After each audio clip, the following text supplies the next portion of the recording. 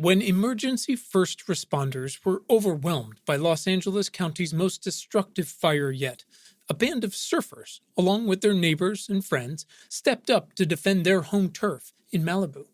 Their devotion to home drove them to show up for their community during the fire and for years afterward. And now, a model they call the Community Brigade program could change everything, leading to more lives and more homes saved during the increasing wildfires across not just California, but the world. Join reporter Adriana Cargill from KCRW, NPR's All Things Considered, Crooked Media, and more, as she investigates a wildfire story that is not depressing, but is in fact a clear hope for the future. Listen now to Sandcastles, an award-winning podcast about home, how we create it, and why we fight so hard for it.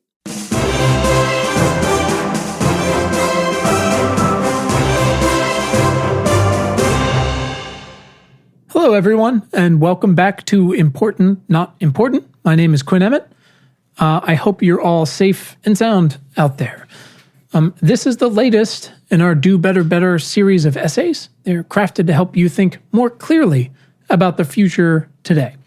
From now on, these guys should be dropping right after the actual newsletter.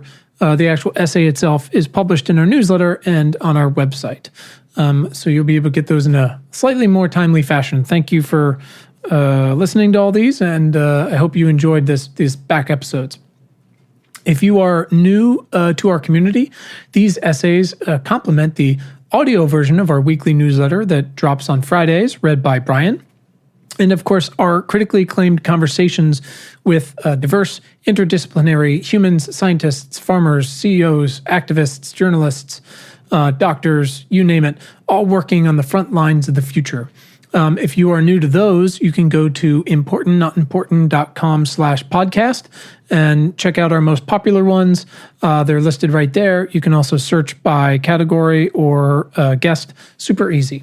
No matter what, we are grateful to have you as part of our community, and we couldn't do it without you. We're all working on these incredibly big, incredibly complex problems and opportunities. Yeah, pretty exciting stuff. Two exciting quick reminders, also exciting, less exciting, but, necessary. You can get all this stuff, again, these essays, our newsletter, and more. Check out some gear right at importantnotimportant.com.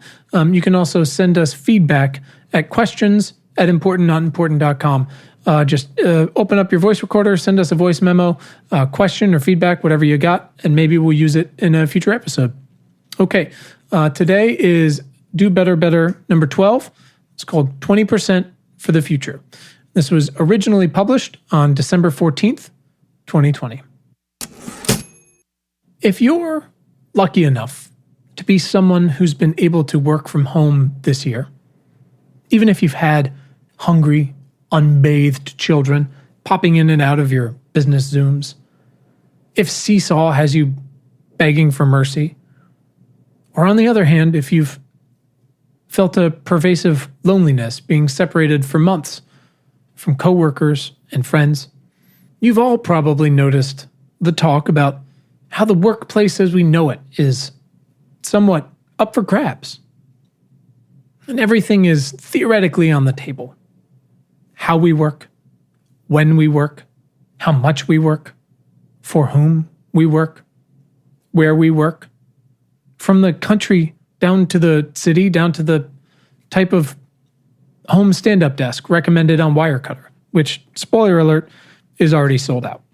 Now, I'm not going to explore every element of standard American workplace culture that should be tossed right out the window, but I do want to consider how we can best make use of any extra time that hardworking folks are finding themselves with in a world with no white-collar commutes, no coffee meetings, no getting to the office early and staying late just because your boss does.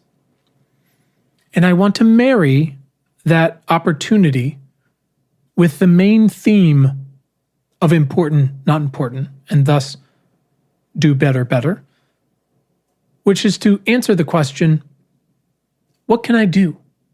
If you are someone who works for yourself, or especially someone who works for, or even better, runs or owns a business of any size, one of the things you can do is to formalize paying employees to spend 20% of their work hours on volunteer work. And I'm calling this 20% for the future. Now you're saying in a traditional 5-day work week, 20% is a hefty chunk. It's one entire workday, in fact. And that, my friends, is the idea. I first raised money for and volunteered with a cancer research nonprofit 12 years ago. I used Facebook to connect with potential donors. This was a fairly novel move at the time.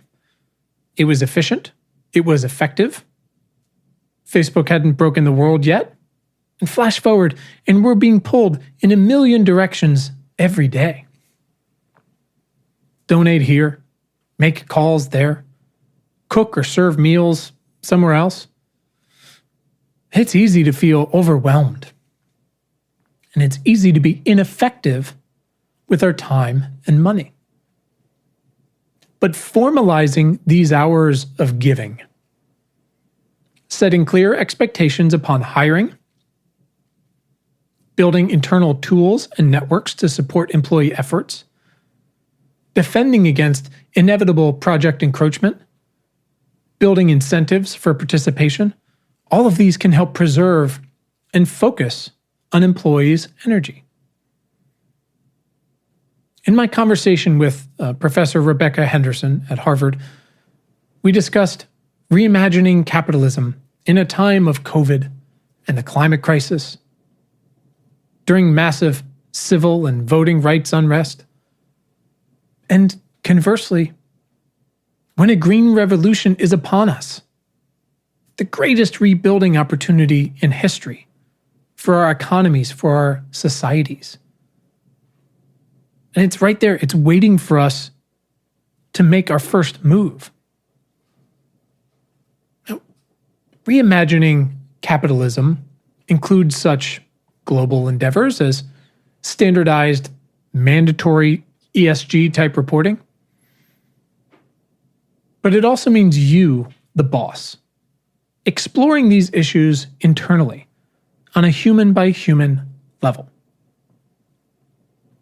It means not only hiring diverse young people who probably carry enormous student debt, not only hiring newly retrained mid-career people, but also instituting a culture of practical empathy. Saying, what do you care about? And how can I help? A radical reinvention of society and how we use our resources requires a radical new commitment to how we utilize our time and workforce. And hiring diverse workers from a huge variety of backgrounds means getting comfortable listening to and learning from perspectives and values you aren't familiar with. Let's revisit the question, what can I do?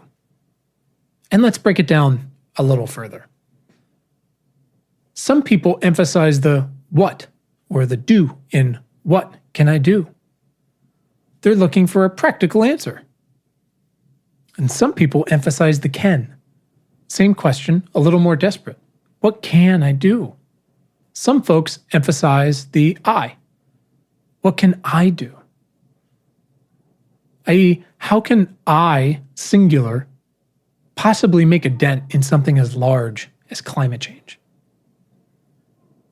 And now the simplest answer, if you've been doing this long enough, the simplest answer to all of these variations on what can I do is often, what can you do? The implication being, well, what do you have to offer? Skills? Time? Money? Influence? What do you bring to the table? And that's our foot in the door for those of us that are trying to build these bigger movements. But now we have to find a way to actually enable them to do it. Because any way you slice it, Finding the time to do what you do best in a world on fire is exhausting just to think about. Most of us aren't even putting on real pants anymore. So we have to build an infrastructure to support this endeavor. And that goes beyond simply buying a corporate license to Calm or Headspace. To be clear, I use Headspace every day. And there are wonderful organizations that exist to support these ideas on a company level. Think about 1% for the Planet, or Stripe's awesome new tool to automatically donate a percentage of sales to reputable carbon capture projects. 2 clicks, impact made. Simply understood, simply executed. This is a start. But we have to do the hard work too. Acknowledging the vast amount of work we have to do as a society means developing not only a mindset of stoicism and philanthropy, but also practical tools to leverage an employee's values and the skills they bring to your workforce every day. It means taking a lesson from the Coinbase and Google fiascos and going in the opposite direction, saying, we are a company that dedicates 20% of our time to bettering society, and a company who supports our employees as needed in doing so most effectively. Inquire within.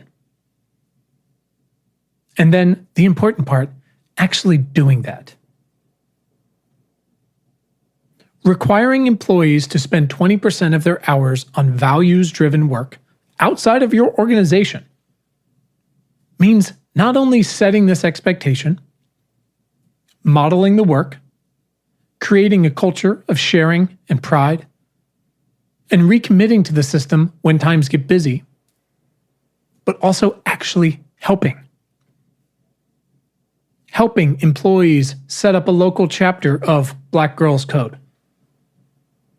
Supporting employee use of company technology to design marketing materials for Sunrise or Mom's Clean Air Force. Designing affordable housing units. Litigating with the EDF or NRDC. Cooking with World Central Kitchen. Running for part-time local office. Building data models for Swing Left or Give Directly. Data for Progress or Alex's Lemonade Stand. Marching with the Poor People's Campaign. Or fundraising and riding with Cycle for Survival. Organizing to support the Kigali Amendment. Delivering perishable food with Food Forward. Operating polling stations. Lobbying and working with local officials to update building codes for 100% electrification. To ban natural gas installations. And to develop subsidies for low-income housing retrofits. These are projects that require time and energy and focus. If you've already hired the best people, then you know they are capable of so much more than you can ask of them. And now, mid-COVID and after, employees will have more power than ever. Are you ready to pay for star employees who refuse to come to an office or live in a big city or even the same country? Star employees who demand equity based on performance? Can they trust you to support them? Do you have the vision to lead on this? The management skills to organize it? A flexible, real incentive to drive uptake? And the resources to make sure your work is still getting done? Your employees have chosen you. And now it's your turn to trust them to get their work done and to also improve the world around us. And we've talked about it before. Individual actions alone won't get us to a radically new world. This is not your fault. But we do need to recognize what we can do. We need to recognize privilege where we can. A new workplace revolution, harnessing 20% of our most productive hours and our most valuable skills for a better world would be a hell of a jumpstart to get us there. Thank you. Okay, guys. Last thing before we go, before the new year, if you are listening on Apple Podcasts, a rating, 5 stars right there would be awesome. A review would be incredible, would support our community big time. Same thing for something like Overcast. Just tap that star button. It takes 1 second. We would love if you joined our community, if you subscribe to these episodes and all the rest of our conversations. Right there, anywhere you listen to podcasts, you can tell a friend. If you had feedback on 20% for the future, you can send it to us at questions@importantnotimportant.com. This is an open source thing we're excited to develop. We need voices, we need opinions, we need knowledge, we need skills. So really excited to get this thing underway. You'll find plenty more awesome tools, some super dope merch, all kinds of fun stuff at our newsletter and on our website at importantnotimportant.com. Thank you, everybody. Stay strong. Have a good night. Have a great January 1st, and we'll see you on the other side.